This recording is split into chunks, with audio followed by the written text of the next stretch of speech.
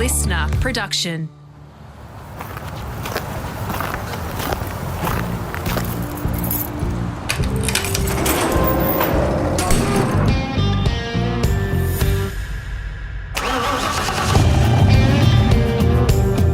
G'day, it's Rusty here, all set for part 2 of my podcast with Porsche racer, restoration guru and world-class repairer Ron Goodman, who has built something of a cult following for his beautiful work and an incredible personal collection of just about every model of Porsche you can think of. And he has done some cool customization too. Now, if you've arrived here and missed part 1, jump back to the library and learn a bit more about the foundations that led to the creation of exclusive bodyworks, his speedway and NASCAR racing, and a unique sponsorship that he had in those early days too. Plus, going to America and showing some of the best classic builders and racers just what we're capable of down under. Oh, and if our conversation makes you want to check out some of his machines, you can find Ron on socials. He's Speed0023 on Instagram, for example. We begin part 2 with a bruising encounter on the other side of the pond, a long way from his panel shop. Tell me a little bit more about that crash in Indianapolis. We were 20-odd seconds a lap faster than the other cars. This was on the oval track. And an open wheeler coming down the back, he was 27 seconds a lap slower than us. He decided to turn right to turn left on an oval track. So in other words, he moved up the track to try and straighten out the corner, but he was going warm-up speed. He wasn't even going fast enough to do that. And he didn't look in his mirrors, and I was coming up really, really fast. So we hit the back wheel and up and into the wall. It was a decent hit, especially at Indianapolis. The worst part about it was right where the cameras were. They'd only just painted the walls from getting it ready for the Indianapolis race, and my tyre marks was down the whole wall. So, yeah, it's pretty bad. I'm sure. Cool places, though. Laguna Seca, Watkins Glen.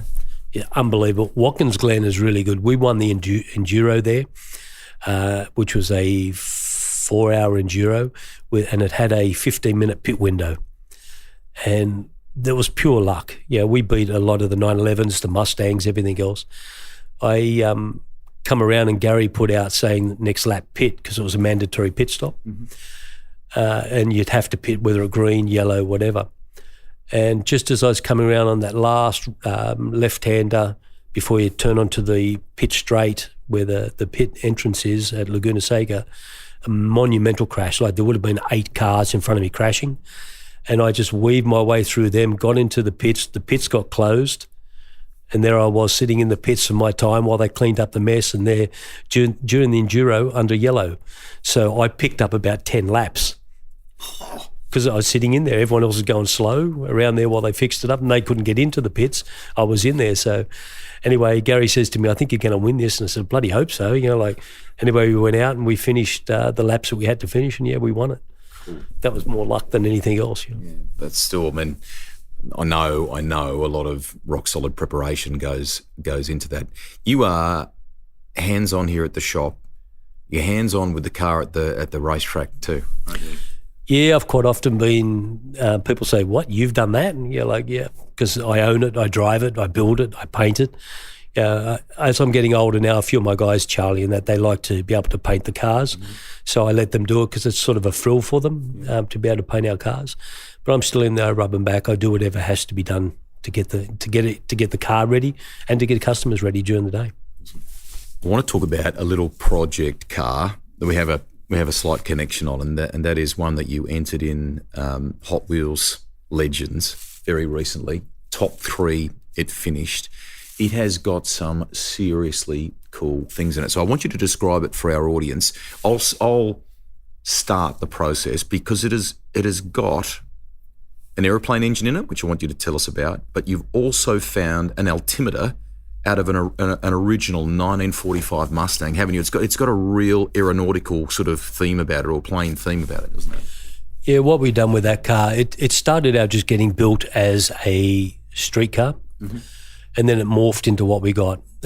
We had an Australian company radial motion approached us and said, hey, we've got this new 3-cylinder aeroplane engine that we want to put into a car. Would you have anything that we could trial it in? Mate, you couldn't have called it a better time. I'm literally just... Have I got a story for you, a deal for you? Yeah. And so more from there, and made what they built in the back of this is just unbelievable. It looks great. It sounds fantastic. Mm-hmm. Everything on this car is Australian, except for the petrol tank that was made in the US and the exhaust system that was made in New Zealand. A place in New Zealand, it's printed Inconel, which is the material that they use on a Formula One exhaust system. The floors are aluminium polished, riveted in. The seats are aluminium. The nitrous is aluminium. Everything that we've made in this car is aluminium. Mm-hmm. The roll cage is integrated into the car. So we've made it as much as an aeroplane looking as we possibly can. When you lift the front hood up, everything under there is stainless lines polished. And we've followed the theme of a aeroplane, even with the startup on it, the way that it starts and everything else. So we want to... Everyone says that, it's like an aeroplane, that car. Yeah, it's like an aeroplane because that's what we wanted it to be. But we've also reused a lot of parts off of other cars, like the gear shift. It's carbon fibre curved. It's actually the sway bar off of a Porsche GT2 RS. So I look at a lot of parts and I think, I can use that. The rear vents on the guards are off of a McLaren bonnet, so we made them into it. The wheels are single spinner, but then we had special brakes made for it. So everything on this car is bespoke, but it still retains the DNA of the Porsche. I want you to keep expanding. That's a beautiful description that you've just given there. But even the shape and the build and of the seats, for example, even that's got a almost like World War II aircraft look and style about it. There's leather, I think, in a few little places that makes you... It's a tip of the hat to that sort of stuff too, isn't it? Yeah, I kept looking at the seats and I'm thinking, I don't want to lose those holes in the seat. I don't want to lose the aluminium look. How can we put something on there to cushion the seat in there a little bit? Now, taking in mind, I had the same seats in my 58 race car, and every time you went around the corner, you'd slide from one side to the other. Mm-hmm. So I didn't want that to happen. First of all, we made some leather pieces to go in there and thought, no, that looks horrible. Then I rang up John from Pro Stitch and I said, mate, is there any way that we can make the leather cross over each other like it's as if it's weaved and then riveted into the seat? He said, yeah, no problems at all. So everything's easy for John, not easy for us. He made up this lattice work that went into it. We riveted it in and it looks spectacular. Stunning. Can we start that thing? We certainly can, yeah. Let's do that.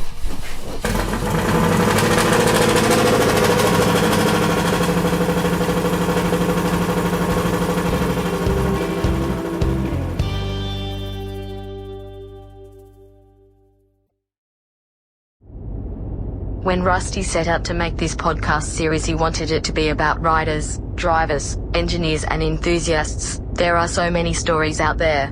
If you like the Ron Goodman episode, you will definitely enjoy Rusty's chat with legendary American designer, Chip Foose, who got to work on the animated movie, Cars. In the films, Cheech Marin is the voice of Ramon. He says, but you are Ramon's talent. He says, while we're building this complete town of Radiator Springs, he said, I would like it if you can come in, walk around, look at what you see, and anything that you think Ramon would have had his hand on, custom painting or doing anything with, that's your job. So for 2.5 years, I got to go in while they were building it and custom paint whatever I thought that Ramon would have done. And it was a dream job. I had just had a blast. Rusty has the dream job too, although I'm still not sure we can actually call it work. Back to the chat with Ron Goodman now. Let's walk and talk a little bit here. Tell me about, you got a little Formula Ford. Yeah, it's a 1969 Formula Ford. It was a British Championship winning one. Come up for sale, so we grabbed it. I've had a few drives in it. And mate, I take my hat off to these guys. Like, you're sitting on the petrol tank, and either side is where the hot water runs. Your arms are actually sitting on there. I don't know how the hell these guys race these things, mate. I take my hat off to them. What was the attraction there for you? It's beautiful. That was the attraction. As soon as I saw it, it reminded me of the early Brabhams and that sort of stuff. And this is a Merlin, this one. And I just like the shape of it. We've kept the original body. This is another body that we painted in my colour. That way there it looks like one of our cars. The grey has become a trademark, and I'm not going to describe it very well. I want you to tell people a bit about it, because it basically is named after you now, isn't it? Yeah, we were very humbled by that. Glazeret, all my cars are painted in what we call Goodman grey. It was a nickname that we done it when we done the original 54. And Glazeret come to us and said, why not put your name to it and put a code to it? And I was really humbled with that. So if you look up 23.356, it comes up as Goodman grey, and that's my own colour. So tell me about the connection with 23. Well, as I look around here, the race cars all sport 23. How did that come about? What's the love of 23? Well, my NASCAR was 05. All my race cars have been 05. Mm-hmm. And then with the demise of Peter, unfortunately, his tragic circumstances, you can't really run around with 05 now. It's a bit disrespectful. So 2 and 3 added up to 5. So I thought, let's just go with that. But since then, my building is 23, George Street. 23 is the first car to win Le Mans for Porsche. So it just sort of was the right number to have. Reoccurring theme. We are right beside the beautiful looking 906. For people that maybe have even watched Miami Vice back in the day, there was an episode there, I think, with Danny Sullivan in it, for example. This is the car that Warren drove recently that you talked about at Sydney Motorsport Park. Tell me about this beautiful, beautiful piece of work. It's a car that I've always wanted, and to find one in Australia is very, very hard to start with. So I've been collecting parts to build one for the last probably 15 years. And then the guys in Melbourne said that they could build us a chassis. So they built us a chassis, and then they built the body. And then we got Mick from Course Automotive. He done a lot of the development on the suspension. So we built our own one with some genuine parts and some remanufactured parts. Give us a sense of engine spec, horsepower, etc. Horsepower's only a little bit. Come on. Don't have to give exact number, give a round number. It's a 2 litre, and it's probably got a couple of hundred horsepower in it. Okay. 6-speed gearbox, disc brakes all the way around. The wheels that we had for it, the genuine wheels, they're a steel riveted to aluminium outers. And because like a 1966 model car, they're starting to get a bit old, we had the guys out at Boyd Coddington's in America replicate them in full aluminium billet for us. So we've got a couple of sets of them, which makes it a bit safer. And the work that Mick done to it made it a hell of a lot safer, because it was very, very, very dangerous to drive when we originally first put it together. It just wanted to keep throwing us into the wall. Okay. And now? Now it's nice to drive. Very, very nice to drive. I still can't get my head around how these guys back in Le Mans would drive this thing at 300 k's an hour down Mulsanne Straight at midnight. No thanks, mate, no. There's a little sticker on many of the cars, a boxing kangaroo. It's got red gloves, kind of bit of an angry look, baring, gritting some teeth. What's that about? It was put on the 54 when we first started racing in America, and it got so much mileage over there that we just started putting it on all the cars. And since then, we have that sticker made up, and all the kids in America have them. We have them on our jackets, on our shirts, everything else. So it's just sort of morphed into what it is, and hence the project that you just saw us doing. We've gone with that theme. Speed 0023 on Instagram is where people can find you, and the merchandise as well. Tell us a little bit about that. It's Vintage Racer, isn't it? Yeah, Vintage Racer. We have a fair bit of merchandise for the vintage racing side of it. We also have our own range of polishes that we don't really market it as much as we should. Mainly time constraints more than anything else. I don't want to start marketing something and then people are ringing up for it and we just can't deliver. So that's why we don't market it too much. Cool. Let's turn our attention, if we turn to the right here, there are 2 very beautiful iterations here. I want you to describe them, tell us a bit about them, and outlaw racing. Really cool. This one in front of us, this is the 54. This is the one I do most of the racing all around the world in. It's sitting here at the moment with a tight engine and a problem with the flywheel from the last time we were out with Warren. This is my little sentimental favourite. It's been through so much with us. This is a really, really good car, this one. Really good car. Why the sentimentality? Probably because it's my first one that I've won so many races in. And it's like the little train that could, you know what I mean? Like it goes up against some big banger cars, as I said before, the Ferrari, the GTOs and that in America, and we beat them. Yeah, and it's a good little car, this one. Next door to it, there is one that is open top with a bright yellow screen. This is the Roadster. It's a Porsche Roadster. The one that we race at Indianapolis and Watkins Glen and everything else. It's won a lot of races over there. Am I right in saying it hasn't always been grey either? No, it hasn't. It used to be yellow when I raced it over there. Then we brought it back here after that bad crash at Indianapolis and painted it grey. This one here, we've got documentation going right back to 1963 where the owner sent a letter to Porsche asking him to change the tyres, the oil, because he was going out to Salinas Raceway. Amazing. Yeah, it's amazing. All typed like old school carbon letters and things like that, yeah? Yeah, even the paper, like it's different paper to what we have now. It's like tissue paper sort of thing. It's really amazing. What sort of modifications to this, and is it an ongoing thing, or you have it now to a level of development where you're happy? Yeah, this car's exactly where we like it to be.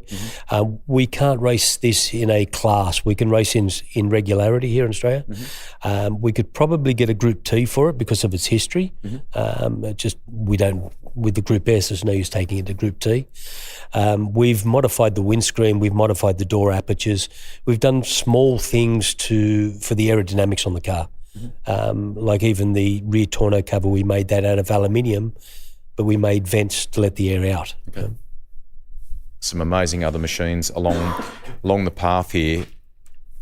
Let's talk, if we can, Carrera Cup over the back here, because it's the first generation of the Carrera Cup car. I can fondly remember this coming to Australia. I think Jim Richards won that year, the championship. Tell us about that machine and where you acquired it and so on. That's the ex-VIP Pet Foods car. Tony Quinn. Yeah, the logbooks go back through that.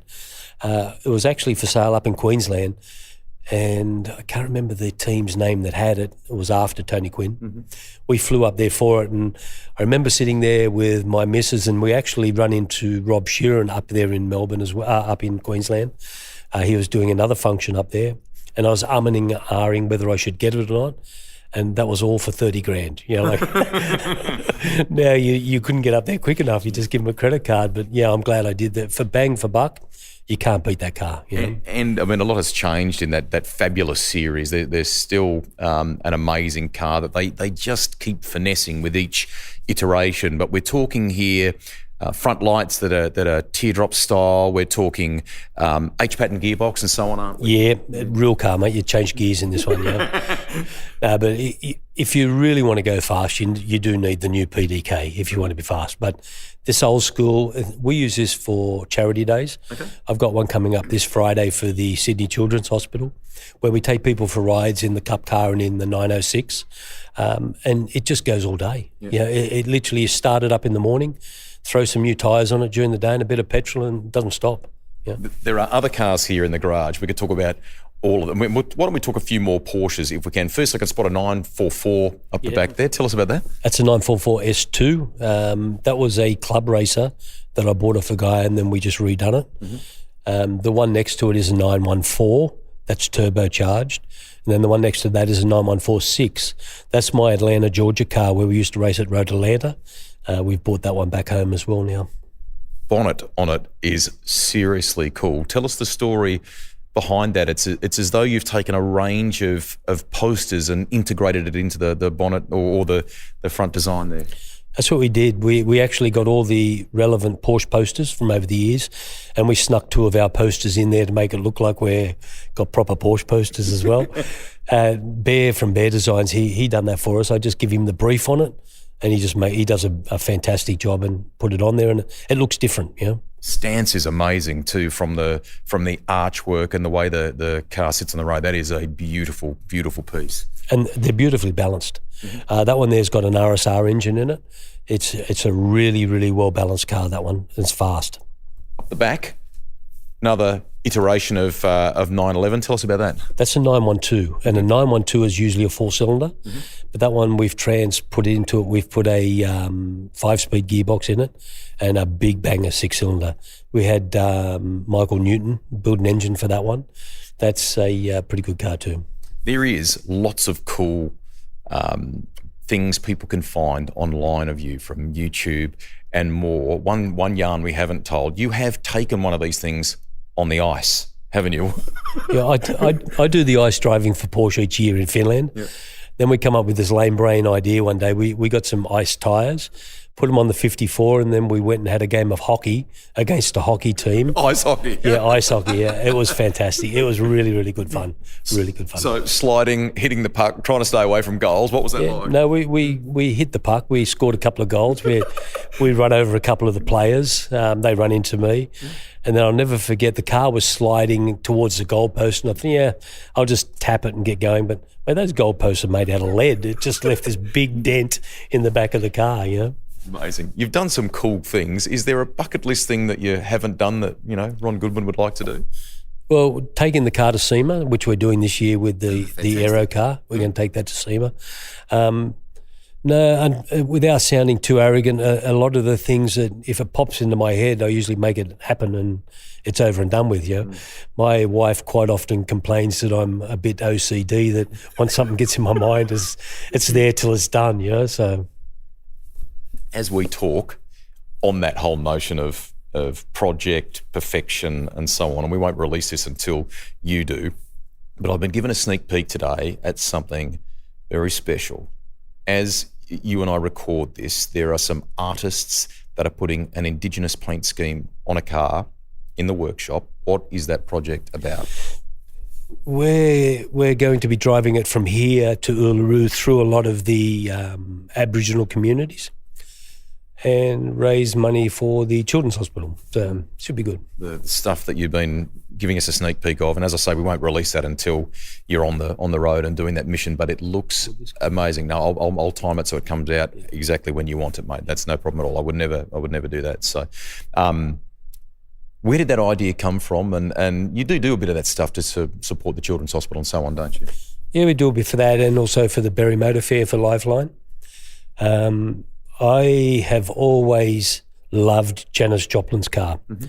That's just an iconic car. For her to paint the car up the way she did, it was just amazing.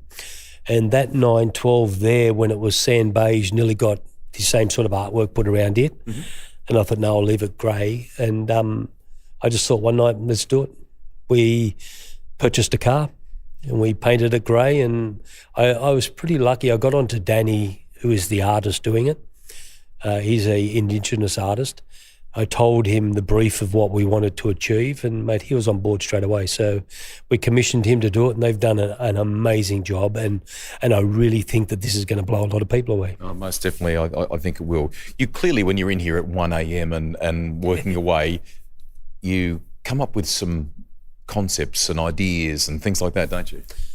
Mate, if I tried to carry out everything that I've come up with, there just ain't enough days left on the planet for me. No, but I'm quite often morphing into different stuff, and I don't just do it for myself. I do it either for a charity or for my team as a whole to have fun. Life's all about having fun. The car, which one? Could you look here? Maybe there's one that's not even in here that you want to get, but is there a Grail car, and maybe it already exists with us? No, I've been talking to you about that one. Okay. So unfortunately, COVID's put a hold on that one at the moment, the new GT3 RS. Porsche are doing me a special one, which is very humbling, and I can't wait for that to be done. So you retain a great connection with them as a company, both here in Australia and abroad, don't you? Yeah, correct. I've got a good affiliation here in Australia with Porsche, a very good affiliation with Porsche in America, a very good, been with those guys over there for a long time, Awesome memorabilia up on the walls around here. Firstly, Rennsport Festival 2013, there are all kinds of signatures on that various guests that have come to the Man Cave have put their name to. Give us a sense of who. Yeah, correct. If you look on there's like RWB Japan, 911 Garage Poland, Kate Peck, friend of yours. Yeah, we've had a lot of high-end people, and there's a lot of kids too, a hell of a lot of kids, and even just the normal person that comes in to have a look, when we ask them to sign the wall, they feel really good. Yeah. So it's anybody that wants to sign it can come in here and sign it. You have kept something with very large hole in it. Talk about that. Does that bring a tear to your eye every time you look at it? No, I said to you, you can look around, there's a lot of those around here. That just shows people what goes wrong. When something lets go inside these engines, that's the mess that it makes. And you can see there, the hole is bigger than your fist inside of the engine. It's hard to look at. The 356, the 58, you have raced it in all kinds of countries, haven't you? Tell us a bit about that. Yeah, the 54. The 54, sorry. Yeah, it's a bent windscreen, so which makes it a bit rarer. See how the windscreen bends from the 58? But racing this car all around the world has been a absolute privilege to do that. Whenever we take it anywhere, everyone knows it. Mm-hmm. And it's pretty good when you take it somewhere and it's, oh, yeah, oh, you're 54, they know the car more than you do. Okay. More than they know you, I should say. So that's pretty humbling, you know. There is that kind of groundswell of love for these cars that you know, people all around the world have gotten behind, have the story, haven't they? Oh, absolutely. A 356 owner is completely different to your normal Porsche owner. Mm. They're more of a purist. They're more of a passionate person, and they know about the cars. And 356 owners are probably some of your better people to meet. Okay. What's on for the rest of the year for you? You're off to, you know, a very special road trip that you've told us about. What other kind of things? SEMA's a great thing as well. Will we see you at some point in the next year? Maybe go back to a Monterey? What's the plans there? I don't think we'll get to Monterey this year. We have been asked to compete at Brennsport in 2023. Whether we take 1, 2 or 3 cars over for that, we don't know yet. Mm-hmm. We're just deciding whether we're going to do that event. Because doing SEMA, and after SEMA we're doing the Bonneville Salt Flats. Tell us about that. Yeah, we're taking that car on the Bonneville Salt Flats. With the aeroplane engine? Yes. Yeah, we want to see what we can get to. We're going to change the transmission. That transmission in it there now is makes it sound more like a motorbike. You can get it up to 8,000 RPM, but it'll change gears quickly. So we're going to put the same transmission that we run in Bathurst in this car into that car with the gears that Alvin's made us. Same as the 54. Yeah. So it should get to a pretty good speed. That's cool. So will that be a part of Speed Week over there, and you'll try and achieve a record or something, or just No. We're Cole. I can't even think of his surname. Who we met through Time Attack, who's got a business just on there. Okay. He's organised it for us so that we can go out there on our own. Yep. Yeah, I don't want to be part of an event because I've never done it before. Yep. So we'll just go out there and do a run in it. So that is another very cool box tick to take something there and run it, though, isn't it? Yeah, it's pretty overwhelming, but I think some of the things that I do here in Australia is better than what we do overseas. Yeah, wow. Yeah. Overseas is great and everything else, but you can't beat the stuff here in Australia. You know?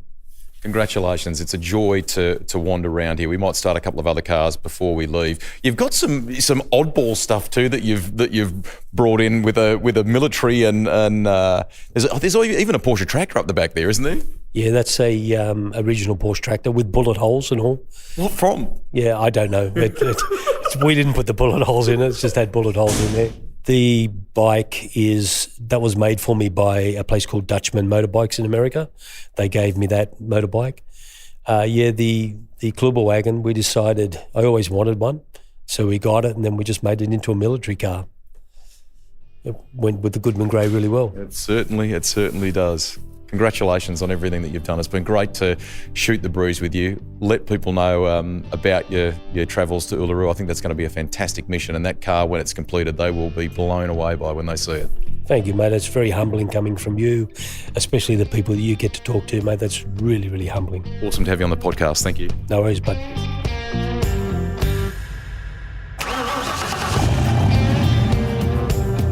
Rusty's Garage is written and presented by me, Greg Rust. Series editor and producer is Thomas Dullard. Audio production by Link Kelly. If you've got a guest suggestion, get in touch with me via social media.